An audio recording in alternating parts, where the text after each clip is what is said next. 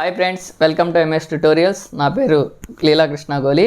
ఈరోజు మనం అడవులకు సంబంధించిన సెకండ్ పార్ట్ని అయితే చూద్దాం. మనం నిన్న అడవులు ఫారెస్ట్కి సంబంధించి మొదటి టాపిక్ని అయితే చూసాం. అందులో మనం క్లైమేట్ రీజియన్స్, శీతోష్ణ స్థితి అంశాలు మరియు ప్రాంతాలు అనే టాపిక్ని చూసాం. మనం ఈరోజు అడవులు రకాలు అనే టాపిక్ని అయితే చూద్దాం. అడవులు రకాలు టైప్స్ ఆఫ్ ఫారెస్ట్స్, అడవులు రకాలు అన్నమాట. అయితే ఈ అడవులు టైప్స్ ఆఫ్ ఫారెస్ట్. అయితే ఈ అడవుల్ని మనం దేని అంశాల ఆధారంగా ఒక ప్రాంతాన్ని ఈ అడవి లేకపోతే ఈ అడవి అని విభజిస్తారంటే, మనకి శాస్త్రవేత్తలు ఏం చెప్పారంటే 3 అంశాల ఆధారంగా మనం అడవుల్ని క్లాసిఫై చేస్తామని చెప్పారు. 3 అంశాల ఆధారంగా మనం అడవులను అయితే క్లాసిఫై చేస్తామని చెప్పారు. మొదటిది ఏంటిదంటే శీతోష్ణ స్థితి, ఇంగ్లీష్లో క్లైమేట్.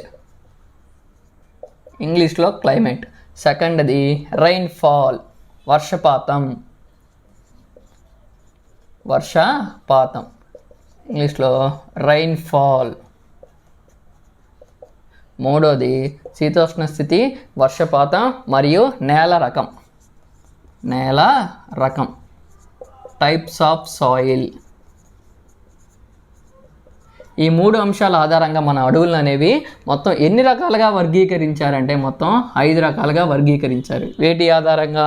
ఒక ప్రాంతంలో ఉన్న శీతోష్ణ స్థితి, ఆ ప్రాంతంలో ఉండే వర్షపాతం, అలాగే అక్కడున్న నేల రకం. ఈ 3 అంశాల ఆధారంగా మనకి అడవుల్ని ఎన్ని రకాలుగా వర్గీకరించారంటే 5 రకాలుగా వర్గీకరించారు. ఇక్కడ మనకి 2 బిట్లు అయితే రావడానికి అవకాశం ఉంది. మొదటిది ఎన్ని రకాలుగా వర్గీకరించారు? 5 రకాలుగా. ఈ ఎన్ని అంశాల ఆధారంగా వర్గీకరించారు? 3 అంశాలు.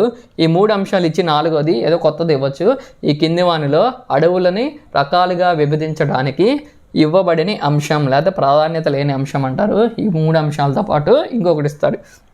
అయితే ముందుగా ఒక ప్రాంతంలో శీతోష్ణ స్థితి ఆధారంగా ఆ ప్రాంతంలో అడవుల్ని ఏ విధంగా వర్గీకరించవచ్చు అంటే, ఫర్ ఎగ్జాంపుల్ చూడండి, మనకి ఇక్కడ భూమధ్య రేఖ ప్రాంతం ఉంది. 0 డిగ్రీల అక్షాంశం భూమధ్య రేఖ. ఈ ప్రాంతంలో మనకి ఈ సంవత్సరం 365 రోజులు దీని మీద సూర్యకిరణాలు అనేవి పడతా ఉంటాయి. అలాగే ఇక్కడ సూర్యకిరణాలు పడటం వల్ల అక్కడ అనేది వాటర్ సైకిల్, జలచక్రం కూడా జరుగుతూ ఉంటుంది. జలచక్రం జరగటం వల్ల మనకి అక్కడ ఉన్న ఏవి సముద్రాలు, మహాసముద్రాల మీద నీరు అనేవి పైకి ఇలా ఆవిరైపోయి ఇక్కడ నుంచి మేఘాలు ఏర్పడతాయి. మేఘాలు మళ్ళీ బరువెక్కి వర్షపాతాన్ని ఏర్పరిస్తాయి. ఈ వర్షపాతం అనేది జలచక్రం అనేది ఇలా జరుగుతూ ఉంటుంది. దీనివల్ల మనకి ఇక్కడ అడవులు అనేవి విపరీతంగా రావటం జరుగుతుంటుంది. సో అటువంటి ప్రాంతాల్లో ఎప్పుడు పచ్చగా ఉండే అడవులు పెరుగుతూ ఉంటాయి. ఎప్పుడు పచ్చగా ఉండే సతత హరిత అరణ్యాలు లేకపోతే ఎవర్ గ్రీన్ ఫారెస్ట్లు అనేవి ఈ ట్రాపికల్ రీజియన్లో పెరగడానికి అవకాశం ఉంది. ఆ ట్రాపికల్ రీజియన్స్ గురించి మనం నిన్నటి క్లాస్లో చెప్పాం. ఆ వీడియో లింక్ కూడా నేను డిస్క్రిప్షన్లో ఇస్తాను. ముందు ఆ వీడియో చూడండి. ఆ వీడియో చూసిన తర్వాత ఈ వీడియో ఇంకొంచెం త్వరగా అర్థమవుతుంది. అది శీతోష్ణ స్థితి అంశం ఆధారంగా మనం ఒక ప్రాంతంలో ఉన్న అడవుల్ని ఈ విధంగా వర్గీకరించవచ్చు. దాని గురించి డీటెయిల్గా తర్వాత చూద్దాం. వర్షపాతం చెప్పాను ఇప్పుడే. వర్షపాతం, మొక్కలు ఎప్పుడు పచ్చగా ఉండాలంటే నీళ్ళు కావాలి. ఫర్ ఎగ్జాంపుల్ మన ఇంట్లోనే ఒక చిన్న మొక్క తీసుకోండి, దాన్ని ఎండ తగిలే ప్రాంతంలో పడతాం. అలానే ప్రతిరోజు దానికి నీళ్లు పోస్తాం. అంటే ఎండ తగలాలి, ప్రతిరోజు నీళ్లు కూడా పోయాలి. ఎండ తగలాలి, శీతోష్ణ స్థితి, సూర్యరశ్మి ఎప్పుడు ఉండాలి, అలాగే ప్రతిరోజు నీళ్లు పోయాలి, వర్షపాతం ఉండాలి. ఒక మొక్కకైతే మనం పోస్తాం, మరి అడవులు అన్ని మొక్కలకు మనం పోయలేం కదా, దానివల్ల మనకి వర్షం పడాలి. వర్షపాతం, సూర్యరశ్మి, ఈ 2 అంశాలు ఆ విధంగా ఒక ప్రాంతంలో అడవుల్ని ప్రభావితం చేస్తాయి. మరి నేల రకాలు ఏ విధంగా ప్రభావితం చేస్తాయి? ఫర్ ఎగ్జాంపుల్ ఎడారులు ఇసుకుందనుకోండి, ఇసుక నేల నీళ్ళని త్వరగా అవి త్వరగా ఇంకిపోతాయి. అలాగపోతే నల్లరేగడి నేలలు ఉన్నాయి, అక్కడ నీటిని ఎక్కువగా నిలుపుకోగలుగుతాయి. అటువంటి ప్రాంతాల్లో మనకి మంచి పంటలు అయితే పండుతాయి, ఆహారం కూడా ఉంటుంది, అలాగే మొక్కలు కూడా బాగా పెరుగుతాయి. సో ఈ నేల రకం, వర్షపాతం, శీతోష్ణ స్థితి, ఈ 3 అంశాలు అనేవి ఒక ప్రాంతంలో అడవులని ఇప్పుడు చెప్పిన విధంగా నిర్ణయిస్తాయి. సో వీటి ఆధారంగా మన భూమి మొత్తం మీద అడవులని 5 రకాలుగా వర్గీకరించారు. 5 రకాలు ఏంటియో మనం ఇప్పుడైతే చూద్దాం. ఫస్ట్ది ఏంటిది? సతత హరిత అరణ్యాలు.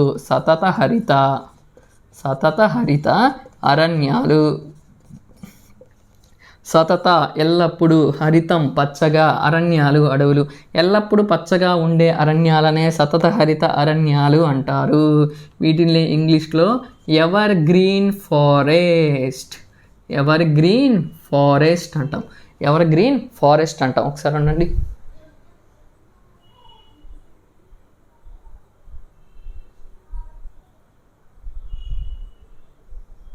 వీటిల్ని మనం ఎవర్ గ్రీన్ ఫారెస్ట్ అంటాం. సెకండ్ది ఏంటిదంటే చెప్పానుగా, ఎవర్ గ్రీన్ ఫారెస్ట్ అంటే ఎప్పుడు పచ్చగా ఉండే అడవులు. నెక్స్ట్ది ఏంటిదంటే ఆకురాల్చు అడవులు.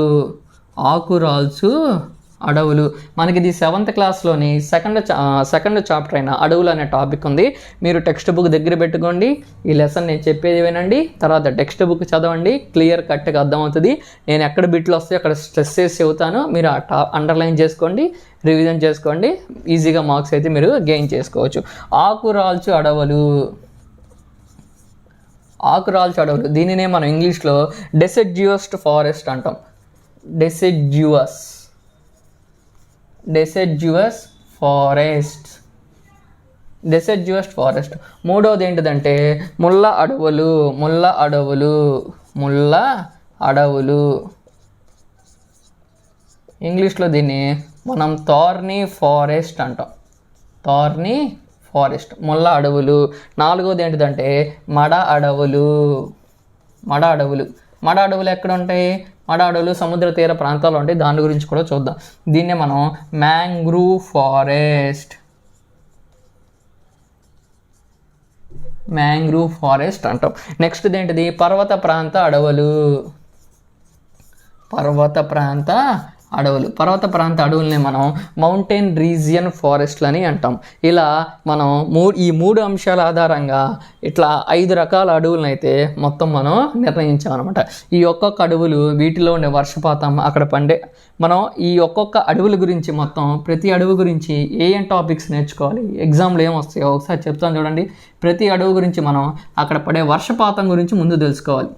వర్షపాతం ఎంత ఉంటుంది. సెకండ్ ఏం తెలుసుకోవాలంటే అక్కడ ఉండే టెంపరేచర్ తెలుసుకోవాలి, ఎంత టెంపరేచర్ ఉండాలి. అలాగే అక్కడ ఫ్లోరా ఫౌనా. ఫ్లోరా ఏముంది? ఫ్లోరా అంటే ఏంటిది? అక్కడ మీ క్లాస్లో చెప్పాను ఫ్లోరా అంటే ఏంటిది, ఫౌనా అంటే ఏంటిదో అని. ఫ్లోరా అంటే అక్కడ ఎటువంటి మొక్కలు పెరుగుతాయి, లేదా ఎటువంటి చెట్లు పెరుగుతాయి.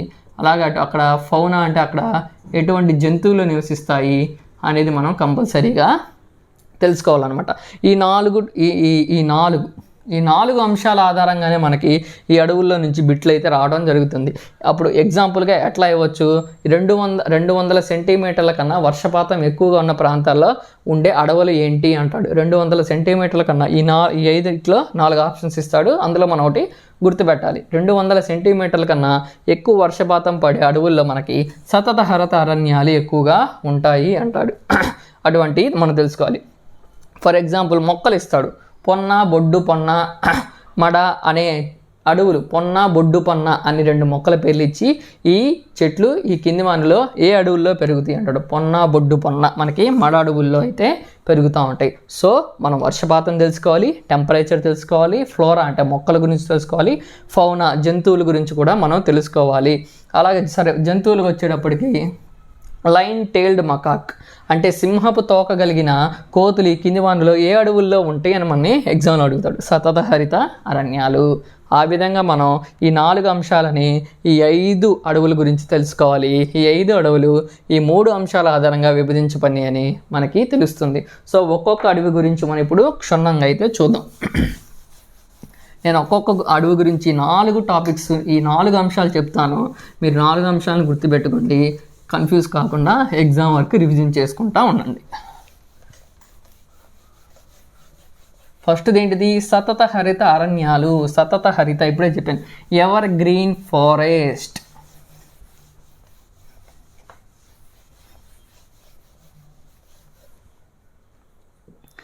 సతత హరిత అరణ్యాలు టెక్స్ట్ బుక్ దగ్గర పెట్టుకొని అయితే చూసుకుంటూ ఉండండి, లేకపోతే క్లాస్ వినిన తర్వాత టెక్స్ట్ బుక్ ఒకసారి చదవండి.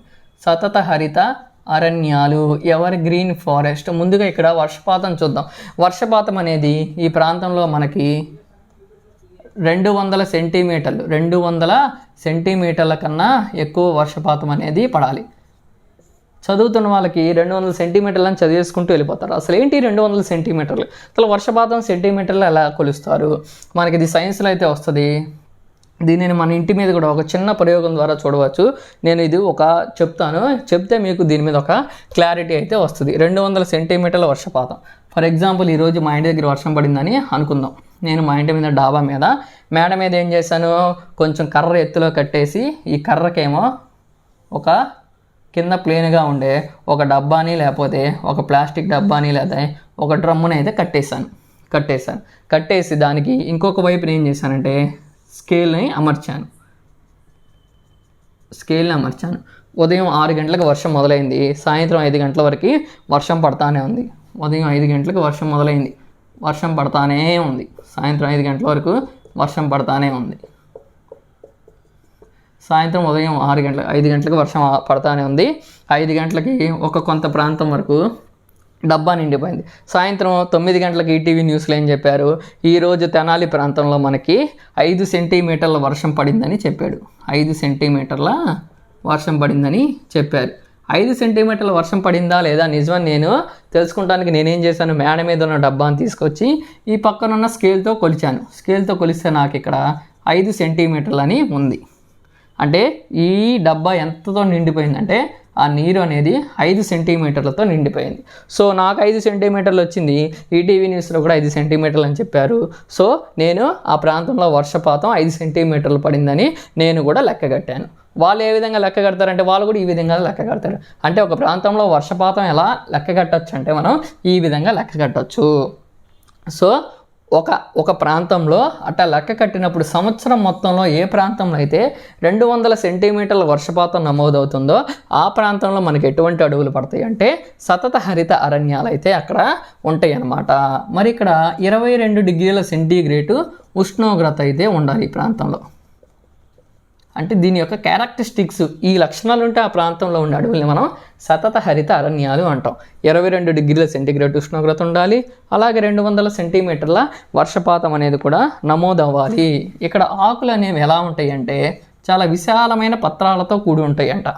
ఎందుకు విశాలమైన పత్రాలతో కూడి ఉంటాయి అంటే ఎందుకు ఇక్కడ మనకి ఉష్ణోగ్రత ఉంది, అలాగే వర్షపాతం ఉంది, అలాగే సూర్యరశ్మి నుంచి ఈ ఆకులు విశాలంగా ఉండటం వల్ల 24 గంటలు మనకి 365 రోజులు ఈ సూర్యరశ్మిని గ్రహించి మనకి కిరణజన్య సంయోగ క్రియ ద్వారా ఆహారాన్ని తయారు చేసుకోవడానికి మరియు ఎక్కువ సూర్యరశ్మి గ్రహించడానికి ఆకులు అనేవి విశాలంగా అభివృద్ధి చెంది ఉంటాయి. ఎక్కడ ఏ అడవుల్లో సతత హరిత అరణ్యాలలో ఉంటాయి.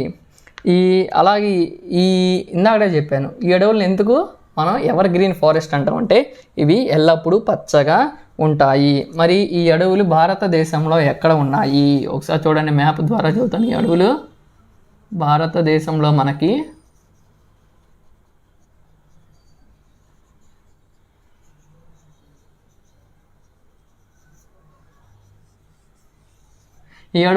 భారతదేశంలో ఇక్కడ హిమాలయ ప్రాంతాలు ఉన్నాయి. హిమాలయ పర్వత పాదాల దగ్గర, అలానే ఇక్కడ 7 సిస్టర్స్ ఉంటాయి. ఇక్కడ అరుణాచల్ ప్రదేశ్, ఈ అరుణాచల్ ప్రదేశ్ దగ్గర, అలాగే ఇక్కడ మనకి కేరళ రాష్ట్రం ఉంది.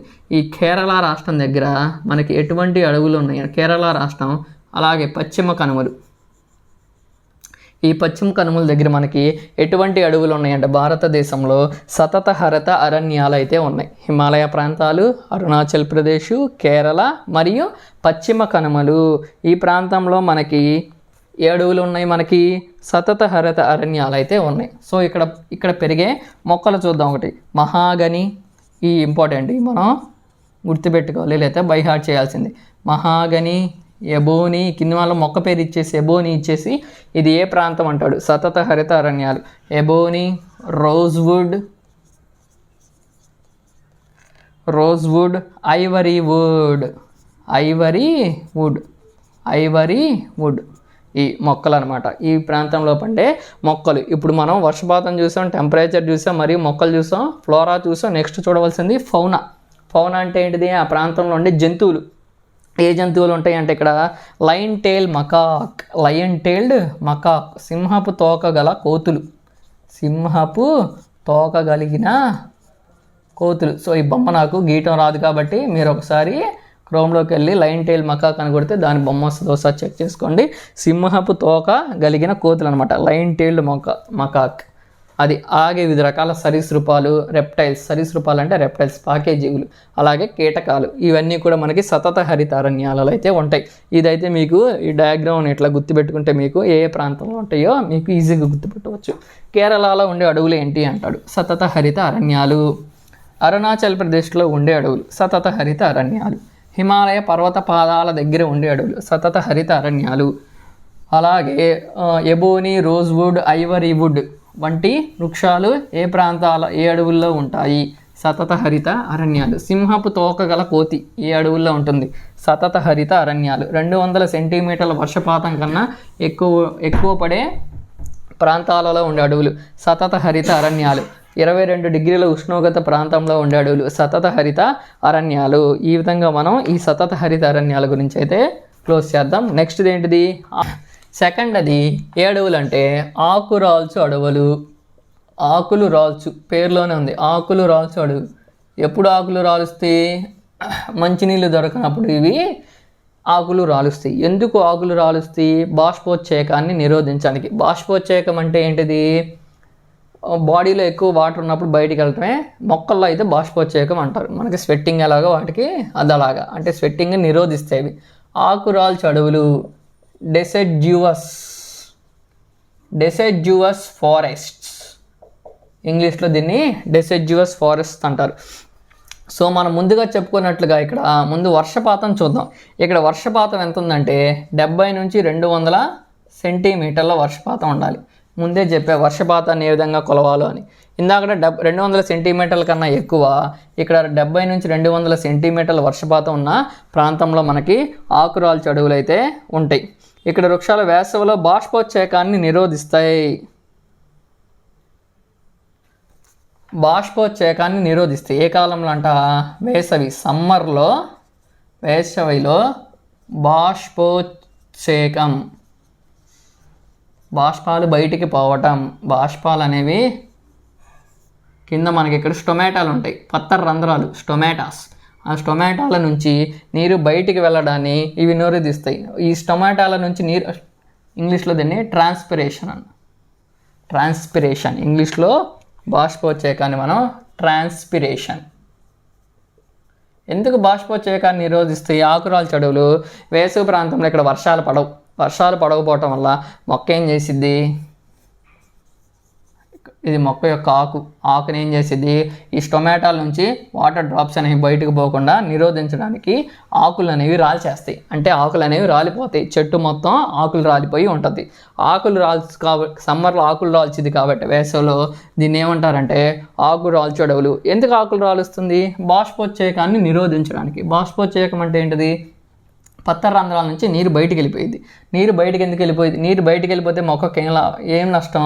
వర్షాకాలంలో ఇక్కడ నీళ్ళు ఉండవు కాబట్టి, నీరు లేకపోతే మొక్క చచ్చిపోయింది. కాబట్టి తన యొక్క మనుగడను కొనసాగించడానికి ఈ మొక్కలు చేసే ఒక రకమైన ప్రక్రియ. అందువల్ల మనం ఈ ప్రక్రియ చేసే మొక్కలు మనం ఆకురాల్చు అడవులు అంటాం. ఈ అడవుల్లో బాష్పోచ్చేకం నిరోధించడానికి మొక్కలు ఆకులు రాలుస్తాయి కాబట్టి ఆకురాల్చు అడవులు డెసిడ్యువస్ ఫారెస్ట్ అంటాం.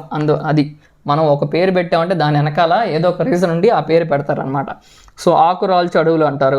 ఈ ఆకురాల్చు అడవులు ఎక్కడ ఉంటాయి అంటే ఇండియాలో ఇదేంటిది? పెనిజులర్ అంటే ద్వీపకల్పం, పెనిజులర్ ప్లాట్. ఈ ద్వీపకల్పంలో ఉంటాయి అంట. దక్షిణ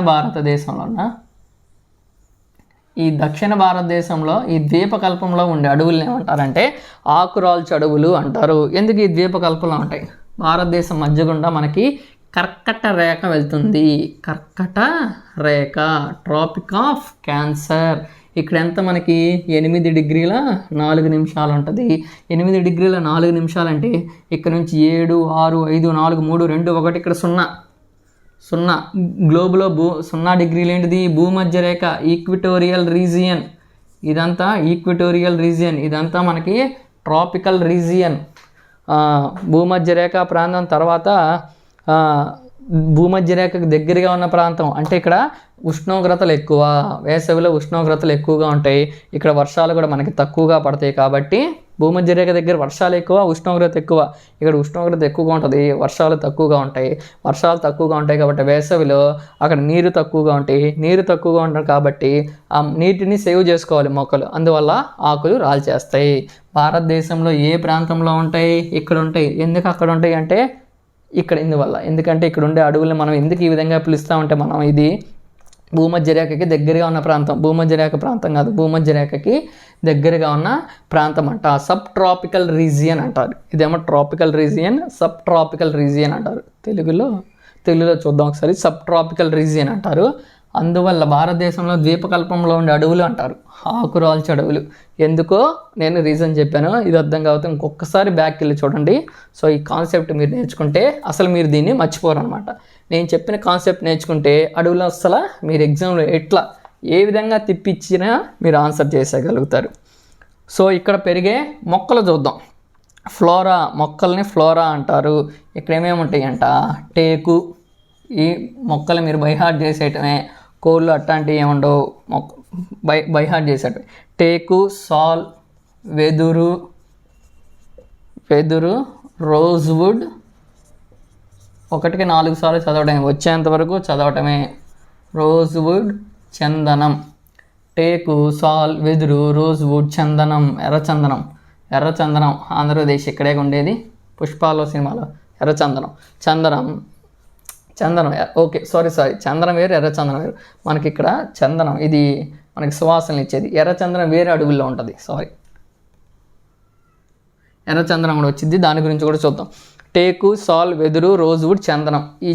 ఈ మొక్కలు, ఈ 5 రకాల మొక్కలు మనకి ఎక్కడ దొరుకుతాయి అంటే, ఏ అడవుల్లో ఉంటాయి అంటే ఆకురాల్చు అడవులు.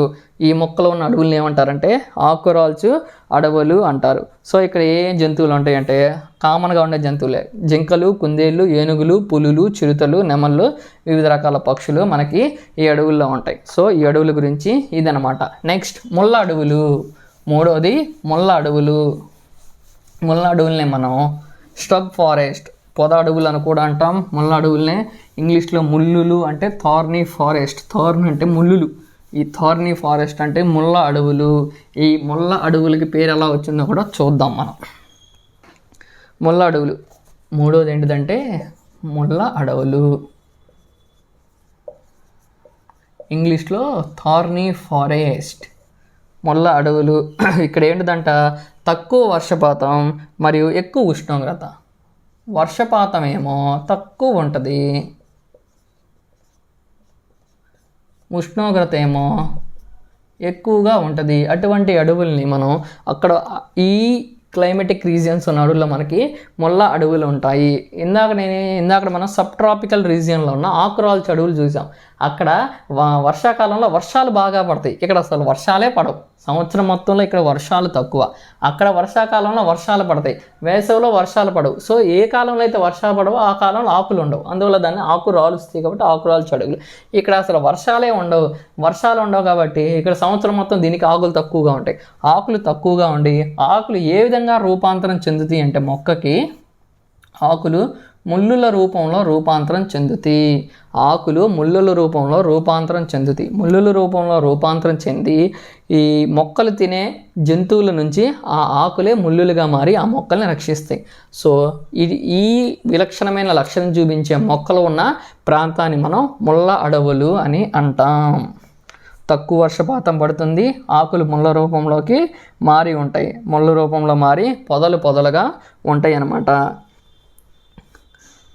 ఈ ముళ్ళుగా మారి ఇక్కడ స్టొమాటాలు ఉండవు కాబట్టి, పత్రరంధ్రాలు ఉండవు కాబట్టి సేమ్ ఇందాకలాగే సంవత్సరం మొత్తం ఈ బాష్పోత్సేకాన్ని నిరోధిస్తూనే ఉంటాయి. ఇవి ఎక్కడ ఉన్నాయంటే దక్కన్ పీఠభూమి ప్రాంతంలో ఉన్నాయి. దక్కన్ పీఠభూమి ప్రాంతంలో మరియు ఎడారి ప్రాంతంలో ఈ విధమైన మొక్కలు ఉన్నాయంట. భారతదేశంలో ఇదేమో పీఠభూమి ప్రాంతం. ఈ దక్కన్ పీఠభూమి అంటే ఇది భారతదేశంలో దక్కన్ పీఠభూమి ప్రాంతంలో ఈ అడవులు ఉన్నాయి. ఇక్కడ పెరిగే మొక్కలు ఏంటి అంటే ఒకసారి చూడండి, అకేషియా. ఈ మొక్కల యొక్క పిక్చర్స్ కావాలంటే మీరు క్రోమ్లోకి వెళ్ళి అకేషియా ప్లాంట్ అని కొట్టండి, వస్తుంది, చూస్తే మీకు కూడా ఒక ఐడియా వస్తుంది. అకేషియా, బ్రహ్మజముడు, నాగజముడు,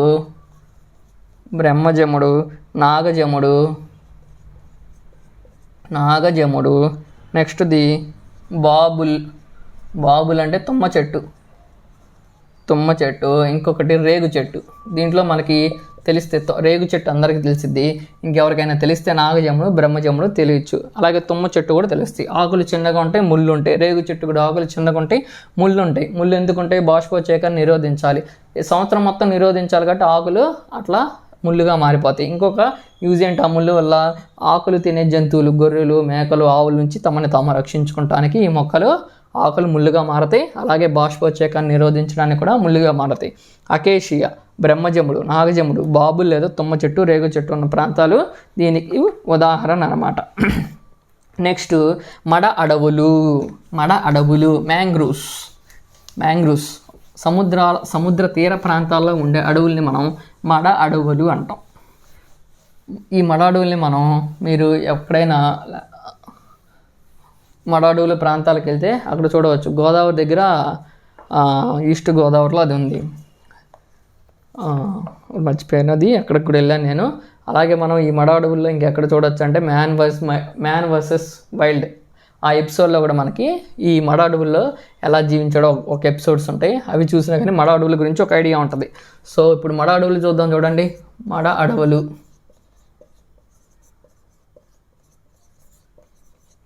అడవులు దీన్ని తీర ప్రాంత అడవులు అని కూడా అంటారు. లేకపోతే చిత్తడి అడవులు అంటే ఎప్పుడు తడిగా ఉండే ప్రాంతాన్ని చిత్తడి నేలలు అంటారు. మడ అడవులు తీర ప్రాంత అడవులు, లేకపోతే దీన్ని చిత్తడి అడవులు అని కూడా అంటారు. ఇంగ్లీష్లో దీన్ని మ్యాంగ్రూవ్ ఫారెస్ట్ లేకపోతే లిట్టోరల్ ఫారెస్ట్.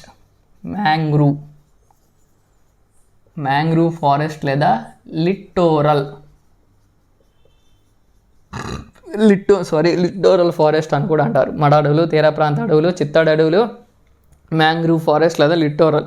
ఇక్కడే మనకి ఇంకొకటి చిత్తడి అంటే చిత్తడి నేలలు, స్వాంప్ ఫారెస్ట్. ఇక్కడే మనకి 2-3 బిట్లు పడవచ్చు.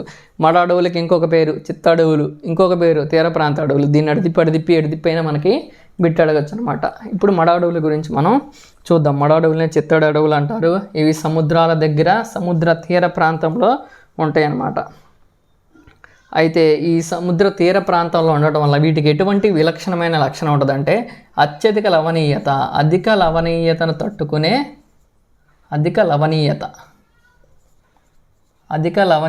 తట్టుకునే లక్షణం ఉంటుంది. ఎందుకంటే సముద్రంలో సాల్టీ వాటర్, ఉప్పు, లవణాలు ఎక్కువగా ఉంటాయి. సముద్రంలో లవణాలు ఎక్కువగా ఉండటం వల్ల మనకు అవి ఉప్పుగా ఉంటాయి. ఆ అధిక లవణీయతను తట్టుకునే శక్తి ఈ కింది వానిలో ఏ మొక్కలకు ఉంటుంది?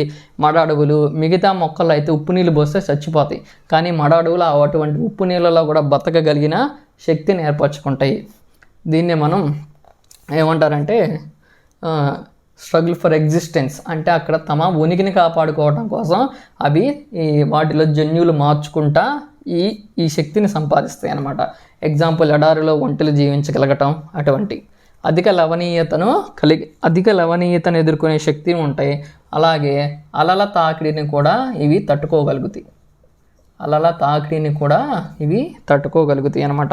అయితే ఈ మొక్కలు ఇది భూమిపైన కాస్త చిత్తడి ప్రాంతం, బురద నేల అనమాట. ఈ మొక్కలు ఇలా పెరిగేసి భూమిలోకి వెళ్ళిపోయి వీటి యొక్క వేర్లు అనేవి ఇలా పైకి వస్తాయి. ఈ వేర్లు అనేవి ఇలా పైకి వచ్చి ఆ మొక్కల్లో నుంచి గాలిని పీల్చుకుంటాయి. ఇవి మడ అడవుల్లో ఉన్న స్పెషాలిటీ లక్షణం అనేది ఇదనమాట. మడ అడవుల వేర్లు పైకి వచ్చేసి వాటి నుంచి గాలి పీల్చుకుంటే భూమి లోపల నుండి పైకి పొడుచుకొచ్చి శ్వాస వేర్లు కలగడం ఉండటం ఇక్కడ ప్రధానమైన లక్షణం. ఈ వేర్లు ఇక్కడ శ్వాసక్రియ అనేవి జరుపుతాయి. అది ఏ అడవుల యొక్క లక్షణం అంటే మడ అడవులు, తీర ప్రాంత అడవులు లేదా చిత్తడి అడవులు యొక్క ప్రధాన లక్షణం ఈ 3: అధిక లవణీయత, అధిక అలల తాకిడి, అలాగే శ్వాస వేర్లు రెస్పిరేషన్ రూట్స్ అనమాట. అవి అనేవి పైకి ఉంటాయి. పైకి ఉండి అవి శ్వాసక్రియ జరుగుతూ ఉంటాయి. ఏరియల్ రూట్స్ అంటారు వీటిని ఇంగ్లీష్లో. ఏరియల్ రూట్స్ శ్వాసక్రియ జరిపే వేర్లు అనమాట. సో ఇక్కడ ఉండే అడవులు చూద్దాం. ఇక్కడ ఉండే అడవులు మనకి మడ వృక్షాలు,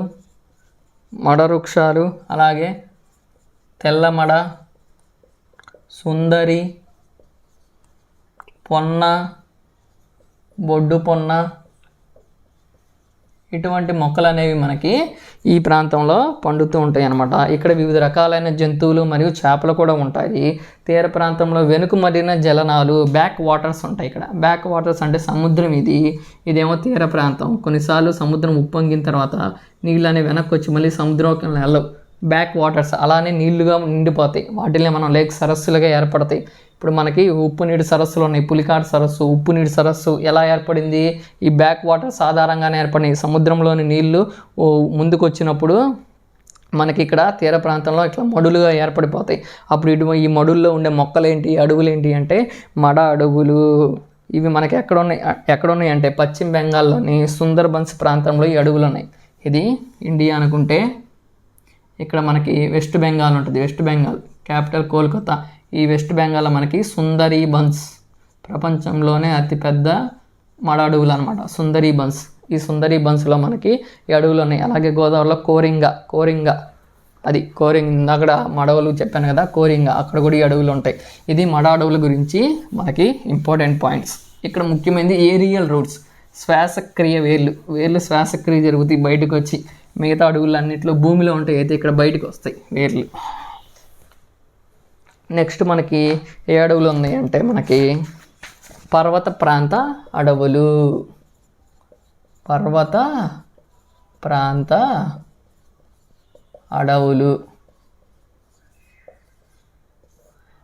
ప్రాంత అడవులు వీటిల్ని మనం ఏమంటారంటే మౌంటైన్ ఫారెస్ట్ అంటాం. పర్వత ప్రాంతాలు ఇవి.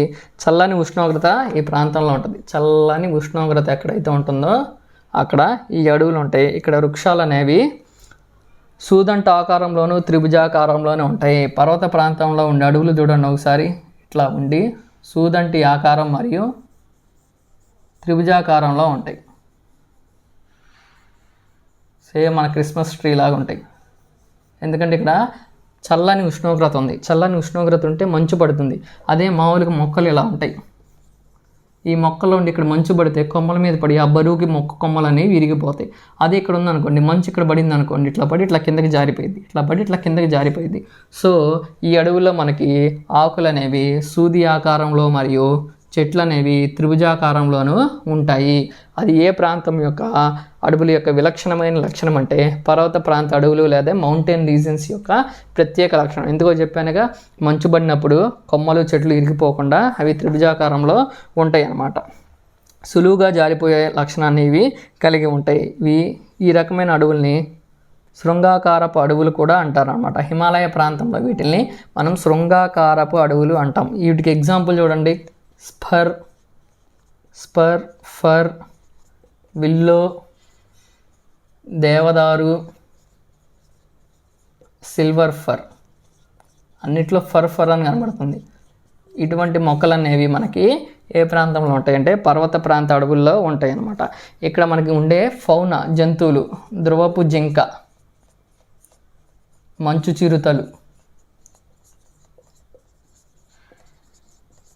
చిరుతలు మనకి ఈ ప్రాంతంలో అయితే ఉంటాయి. సో ఇప్పటి వరకు మనం ఐదు రకాలైన అడవుల గురించి చూసాం. ఇంకా మనం నెక్స్ట్ నేర్చుకోవాల్సింది భారతదేశంలో అటవీ విస్తీర్ణం. ఇండియన్ స్టేట్ ఫారెస్ట్ రిపోర్ట్ 2019, 2021 కూడా వచ్చింది, కానీ మనకి టెక్స్ట్ బుక్లో 2019 ఇచ్చాడు కాబట్టి ఆ రిపోర్ట్ గురించి కూడా మనం అయితే ఒకసారి చూద్దాం. ఇండియన్ స్టేట్ ఫారెస్ట్ రిపోర్ట్ అనమాట. ఆ ఇండియన్ స్టేట్ ఫారెస్ట్ రిపోర్టు గురించి, అలాగే భారతదేశంలో అడవులు ఎక్కడ ఎక్కువ ఉన్నాయి, ఎక్కడ తక్కువ ఉన్నాయి, అలాగే ఆంధ్రప్రదేశ్లో అడవుల శాతము, అడవుల వల్ల ఉపయోగాలు అనేవి మనం నెక్స్ట్ క్లాస్ అంటే ఫారెస్ట్లు పార్ట్ 3 వీడియోలో చూద్దాం. ఓకే, ఈ వీడియో కనుక మీకు నచ్చినట్లయితే వీడియోని మన ఛానల్ని సబ్స్క్రైబ్ చేసుకోండి. అలాగే కింద నేను పార్ట్ 1 డిస్క్రిప్షన్ లింక్ ఇస్తాను. డిస్క్రిప్షన్లో నీకు టెలిగ్రామ్ లింక్ కూడా ఇస్తాను. టెలిగ్రామ్ గ్రూప్లో జాయిన్ అవ్వండి. అలాగే మన ఫ్రీ యాప్ ఉంది. ఆ యాప్లో మీకు ఏ చాప్టర్కి ఆ చాప్టర్, నేను ఈరోజు అడవుల గురించి చెప్పాను కదా, అడవులకు సంబంధించిన టెస్ట్ అనేది అందులో ఫ్రీగా మీకు పెడతాను. ఏ చాప్టర్ వైజ్ ఆ చాప్టర్ వైజ్ మీకు ఫ్రీగా టెస్ట్లు కూడా ఇవ్వటం జరుగుతుంది. సో మీరు ఆ యాప్ని డౌన్లోడ్ చేసుకోండి, ఫ్రీగా ఎగ్జామ్స్ రాయవచ్చు. మన గ్రూప్లో జాయిన్ అయితే నేను వారం టైం టేబుల్ ఇస్తాను ఎస్జిటీలకి మరియు స్కూల్ అసిస్టెంట్లకి. సో మీరు ఆ టైం టేబుల్ని వినియోగించుకొని మీరు మీ టెట్ని అయితే మంచిగా స్కోర్ చేసుకోవచ్చు. Okay, thank you.